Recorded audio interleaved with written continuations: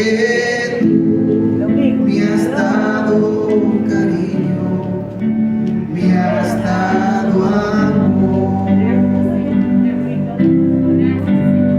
Quiero adorarte solo a ti, Señor. Quiero adorarte solo a ti, Señor. Quiero adorarte solo a ti, Señor. Quiero adorarte solo a ti. Una vez más. Quiero adorarte solo a ti, Señor. Quiero adorarte solo a ti, Señor. Quiero adorarte solo a ti, Señor. Quiero adorarte solo a ti. Porque tú me has dado la vida. Porque tú me has dado el existir. Porque tú me has dado cariño, me has dado amor. ¿Por qué? Porque tú me has dado la vida, me has dado el existir. Porque tú me has dado cariño, me has dado amor. Gloria a Dios. Por acá invitamos a nuestra hermana Lorena.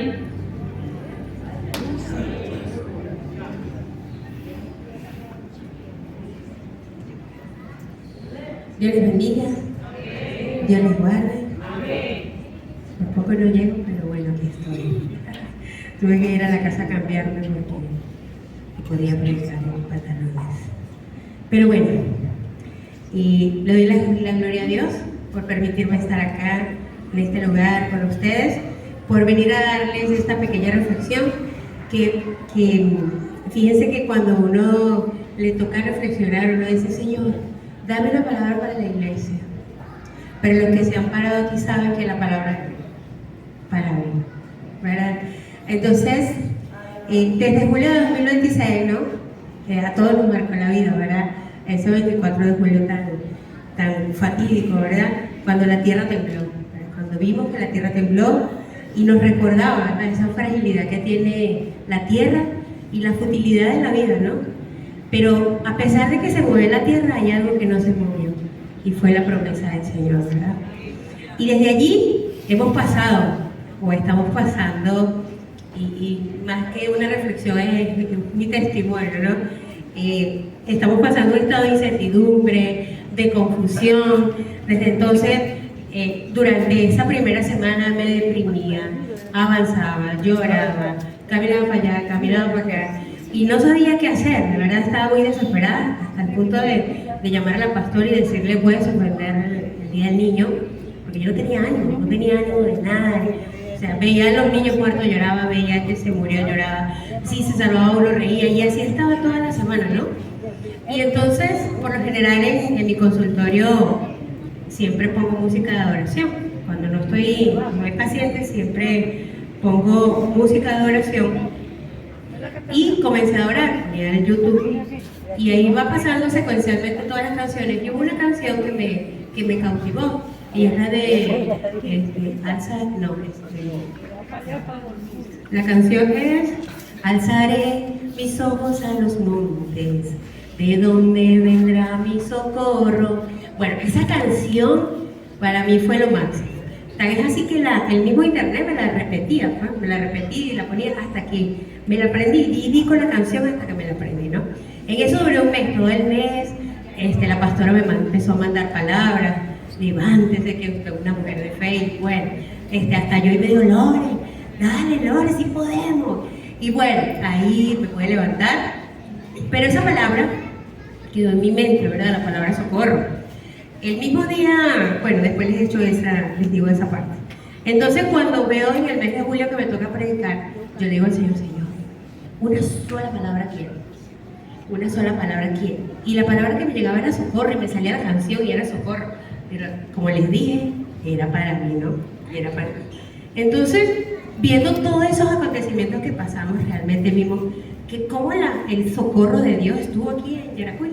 Cuando fuimos a Epicentro, cuando Herodes partió su tierra, y nosotros no nos pasó nada, ¿verdad? Solo fue un tremendo susto, ¿no? Y viendo todos esos acontecimientos vemos cómo estaba claro.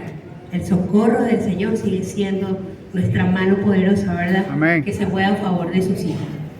Y entonces, buscando la palabra socorro en la Biblia, a ver qué salmo o qué palabra me representaba, o qué versículo o qué capítulo me representaba esto, encontré el Salmo 121 y quiero que me acompañen a leerlo.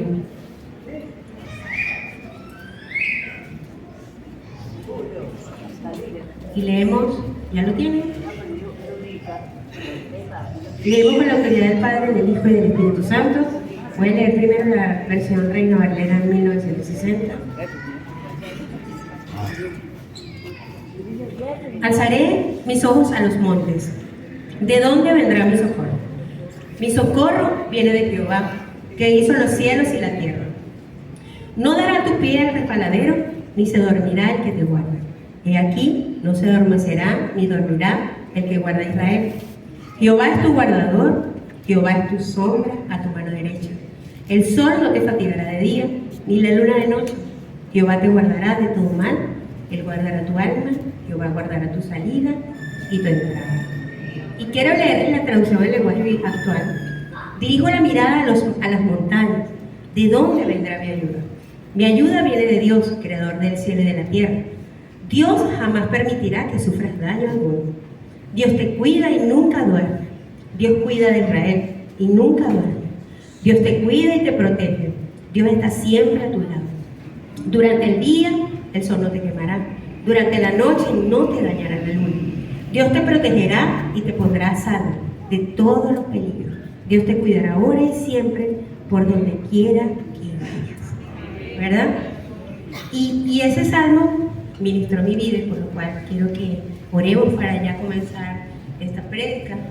Señor Jesús, te damos gracias porque tú eres bueno, porque tú eres grande definitivamente, porque eres maravilloso. Gracias por permitirme estar en este lugar para reflexionar junto a mi hermano respecto a este salmo. Señor, sea usted propicio a nosotros y sobre todo, mi Dios, sea usted en este lugar. Y fíjense que en el versículo 1 el salmista es claro: alzaré los ojos a los montes. Y la otra versión dice: dirijo la mirada a los montes. Y buscando el contexto de por qué el salmista estaba hablando del Salmo 121, había una normativa que había establecido Moisés, y era que durante el año 3 veces iban a ir los varones israelitas a adorar, y el templo que Dios había escogido estaba en Jerusalén. Estaba en Jerusalén. Entonces, esa ley de Moisés mandaba a que viajaran 3 veces al año a adorar al Señor a ese templo.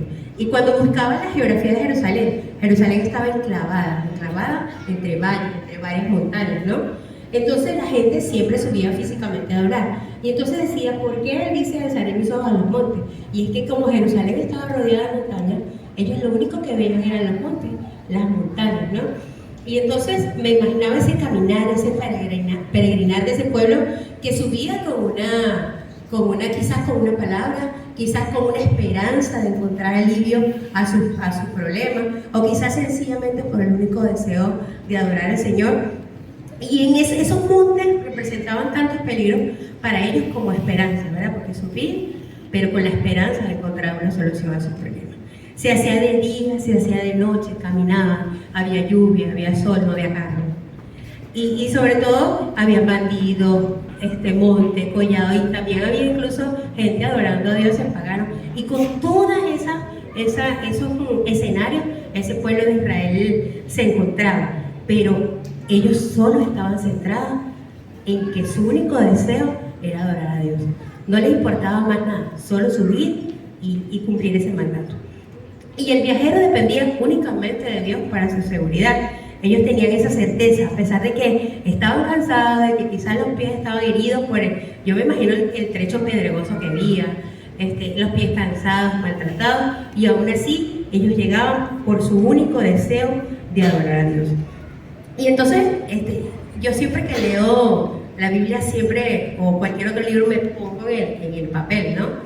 Y yo me imaginaba Lorena caminando por ese trecho de Jerusalén, que era como cuando una vez fuimos Crislay y Betty por allá por la calle 24 de San Antonio, que nosotros cargábamos, bueno, yo cargaba a Dios en la boca, por ese trecho pasando. Y me imaginaba yo pasando por ese trecho de Jerusalén, también clamando, ¿verdad? Clamando día y noche, porque el Señor fuera su socorro. Y entonces ellos se preguntaban quién podía ayudarlos, porque básicamente sabía que Dios podía ayudarlos, pero quién podía ayudarlos rápidamente ahí, ante el bandido, ante la fiera que podía llegar, ¿verdad? Pero automáticamente la Biblia dice que ¿de dónde vendrá mi ayuda? Mi ayuda viene de Dios. Automáticamente ellos se respondían y estaban seguros de que sabían que el que adoraba, al que iban a adorar, era el Dios que los podía salvar. Ahora, en nuestro diario caminar, ¿cuántos montes encontramos, verdad? Desánimo, enfermedad, falta de trabajo, falta de dinero, o quizás una puerta que uno quiere y anhela que se abra, ¿verdad? Pero por más que uno ore, no se abre esa puerta. Y quizás también podemos pensar, ¿de dónde entonces viene mi socorro? Porque podemos estar orando y la respuesta no llega, ¿verdad?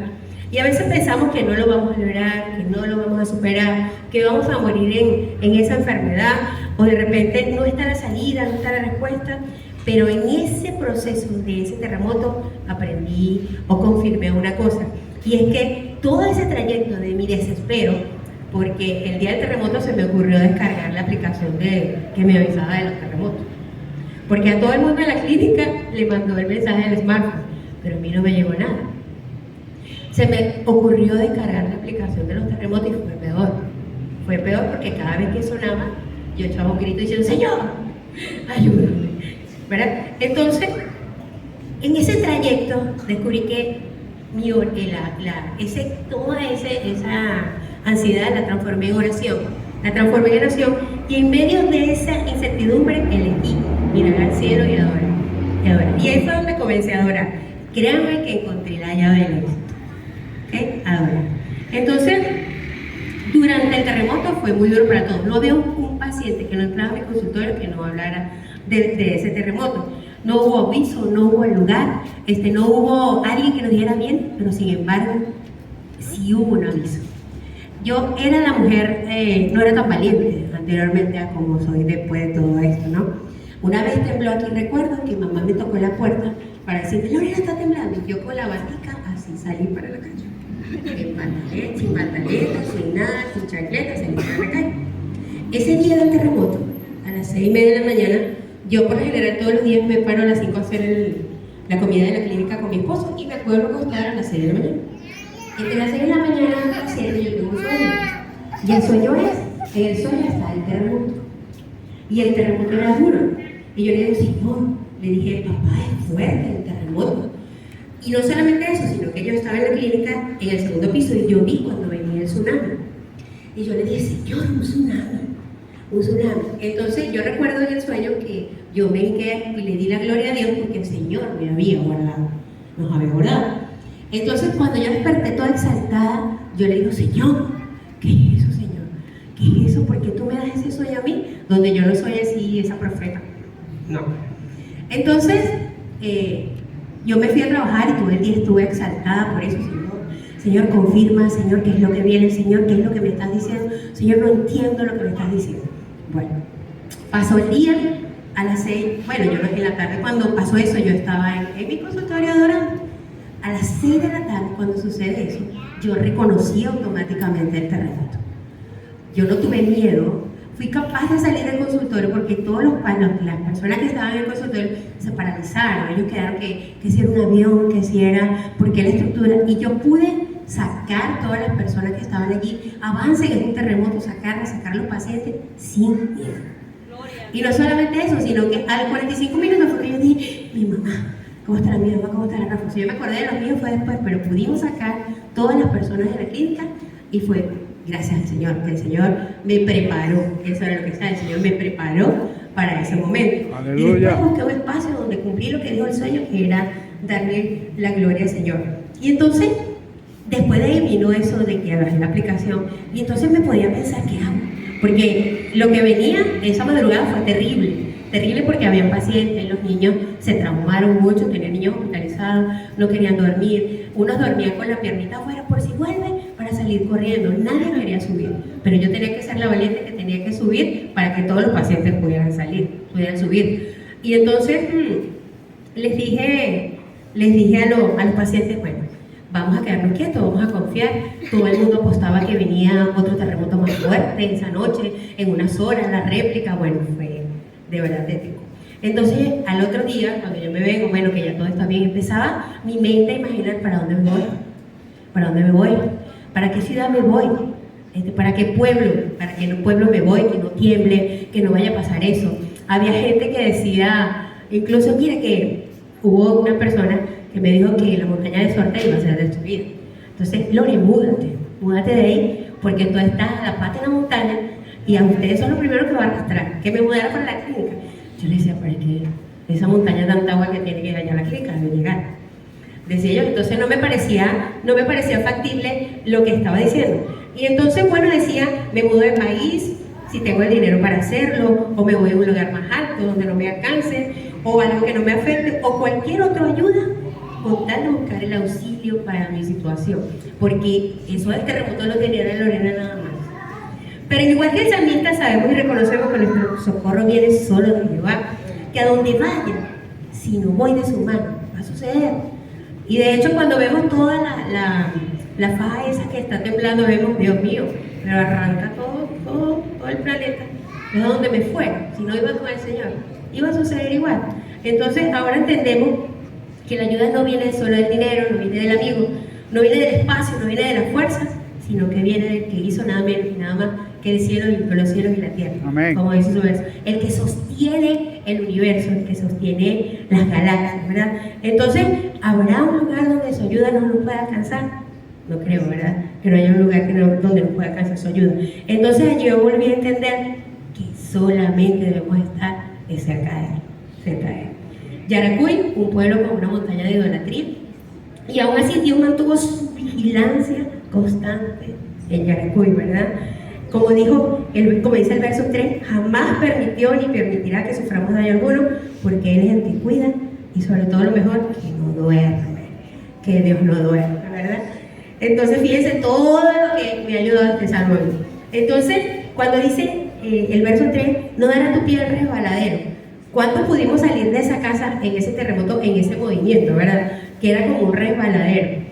Era como un resbaladero y aún así logramos salir.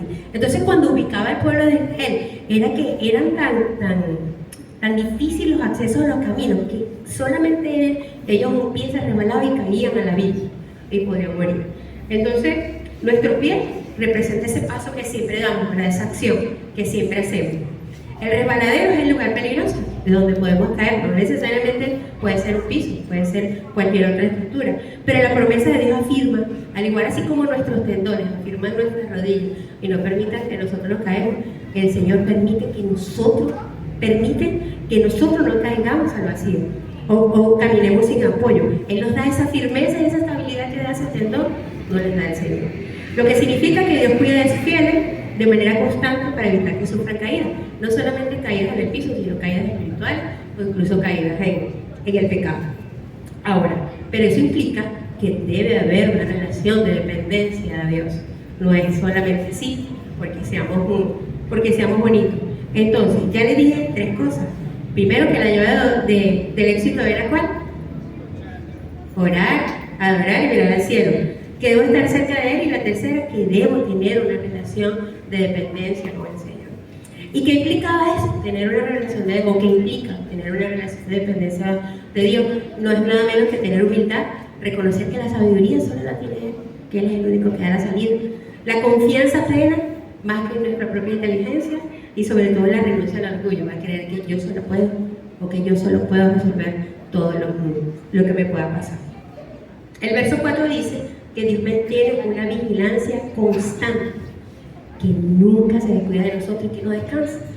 Fíjense que una vez estaba allá arriba y llegó mi tío Jaime, no sé si se les ha acercado y les ha dicho, y él me pregunta, ¿cómo está ella? Y yo le dije, claro, no recuerdo qué estaba pasando ese día, pero le dije, bien, tío. Pero él me vio la cara de ese bien como el que ya está. Y me dice, hija, cuando Dios se muera, nos preocupamos.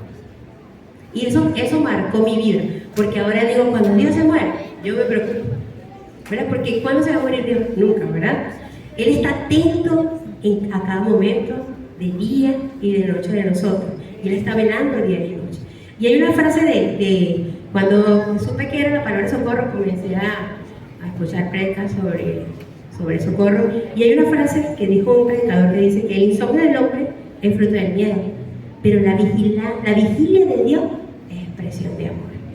O sea, que Dios nos ama tanto que levante esa vigilia día y noche porque sus hijos estén cuidados, por ser ese socorro que ha prometido ser para nosotros.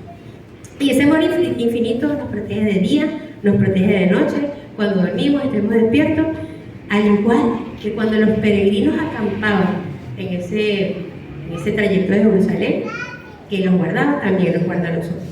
Y lo mejor que puedo entender como médico es que a pesar de que hace guardia, no se duerme. A pesar de que no cambia de turno, como nosotros. Entonces, es decir, que Él es nuestro guardador, como dice el verso 5. Dios es el que protege a Israel, el que protege a nosotros y el que protege a los suyos. Y hay algo que me impactó de este salmo, y es él cuando dice, tu sombra a tu mano derecha.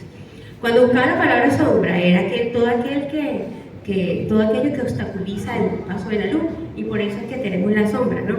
De hecho hay un dicho, no sé si alguien lo ha escuchado, no sé si es cierto, que los muertos que no dejan sombra, no sé si es verdad, pero por lo menos nosotros sin sombra no andamos, todos estamos sentados y todos tenemos la sombra allí. Y cuando buscaba el significado de esa sombra, no era más y nada menos que ese cuidado que Dios tiene para nosotros, y sobre todo esa gracia sobre la cual estamos, que es la sombra preciosa. Como dice el Salmo 91, moraremos bajo la sombra del Omnipotente, ¿verdad? Y cuando dice la mano derecha, fíjense que los guerreros de Jerusalén, ellos tenían el escudo en la mano izquierda, pero la mano derecha siempre era la que estaba dispuesta para accionar, dispuesta para la batalla, y era la más vulnerable. Y por supuesto, ahí era donde estaba Dios, mostrándonos que está en nuestra mano derecha, preparado y listo para nuestras batallas. Entonces, el Salmo dice, el sol no te fatigará de día ni la luna de noche.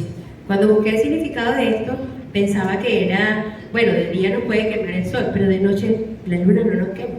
Hay gente que dice que, bueno, que los lunáticos o los enfermos mentales son porque ven mucho la luna. Pero cuando investigué más allá, se trataba básicamente de las preocupaciones del día, sobre todo de todas esas bueno, es como un trabajo de todas lo duro que puede ser, las aflicciones externas que puede ser el día, y de noche todos esos pensamientos, todas esas ideas que nos llegan de noche. Eso básicamente a eso era que se refería cuando decía que Él era el que nos guardaba de día, no nos fatigaría del sol de día ni la luna de noche, porque Él sería nuestra sombra de día y nuestro abrigo de noche. Pero nada escapa del alcance de su cuidado, ¿verdad? La promesa de Dios es clara, nada escapa de su cuidado. El verso 7 dice que te guardará de todo mal. Y entonces, a veces yo digo que quizás, bueno, a lo mejor no todos, pero sí conozco personas de que somos cristianos y somos los que más miedo nos da, tenemos menos esperanza de sanarnos, o de repente dudamos del Dios que tiene el dinero, el poder o el oro y la plata para hacerlo. Y Él dice que Él nos guardará de todo mal, que no tendremos problemas. No dice que no vamos a tener problemas, sino que Él nos va a dar la victoria en ese problema. Entonces, hay otra parte que dice que guardará tu alma, y que es lo eterno de nosotros, ¿verdad? El alma. Y recordé la vez del COVID, cuando tuve el COVID, fue un proceso en el cual inmediatamente cuando me dio el COVID reconocí que era un tiempo de estar con Dios. Y yo estaba en la clínica y le dije a la doctora de volver al hospital, porque yo sabía que era un tiempo para estar con Dios. Y recuerdo que mi hermana me decía que yo había quedado loca, no, yo estaba loca por el COVID. Pero fue tanta la relación que yo tuve con Dios, que había 2 camas en la habitación y yo le decía a Dios, esa es tu cama y esta es mi cama. Y yo dormía, bueno, lo poco que pude dormir era con las manos cerradas, porque yo decía, tú estás aquí, tú estás aquí. Y así como se produce la lucha entre el bien y el mal cuando llega la muerte, así llegaba la muerte a buscarme a mí en la clínica, ¿no? En el hospital. Y cuando iba a pasar eso, bueno, yo no sé si ustedes lo han visto, pero es muy raro ver moscas como a las 6, 7 de la noche, 8, o de repente ver moscas en la madrugada, ¿no? A esa hora llegaban las moscas a mi habitación y yo sabía que me iba a poner mal. Y era que me ponía de muerte, y yo le decía, Señor, vente para acá, porque ya llegó la mosca, ya llegó Satanás a pedir mi alma, y yo sabía que era Satanás. Y yo le decía a Satanás, yo le decía, tú puedes darle con el cuerpo, pero con mi alma jamás será tuya. Jamás será tuya, porque esa alma le pertenece solo al Señor. Y llegaba Satanás, era duro. Y recuerdo que en una oportunidad estaba tan grave que yo la única que le decía que orara por mí era la pastora, porque mi familia no podía saber que yo estaba grave, pues. Entonces pasó por mi mente Cris, y yo le dije, no, yo no le voy a escribir a Cris, porque si yo le escribo a Cris, que me va a decir, prepare su maleta que usted se va. Y entonces yo le decía, yo no me quiero morir. Entonces, pero ¿cuál es mi sorpresa? Que la palabra que recibí, la recibí de Cris, y me dijo, vive. El Señor te dice, vive. Entonces, avancé de ahí. El Señor fue mi socorro también en ese COVID. Pude ver la mano poderosa de Dios moverse en ese COVID. Y sobre todo, siempre que recuerdo esa etapa es dura.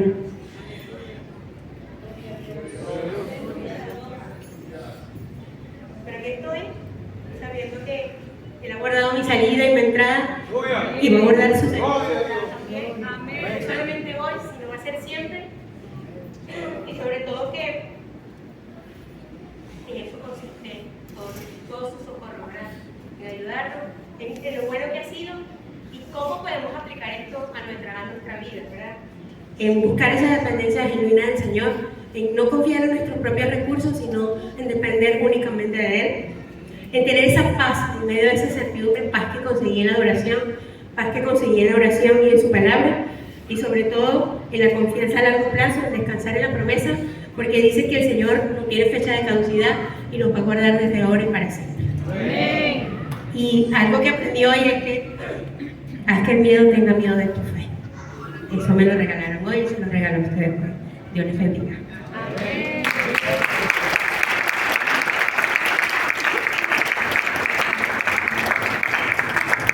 No me puedo ir sin hacer la propaganda de la BBB.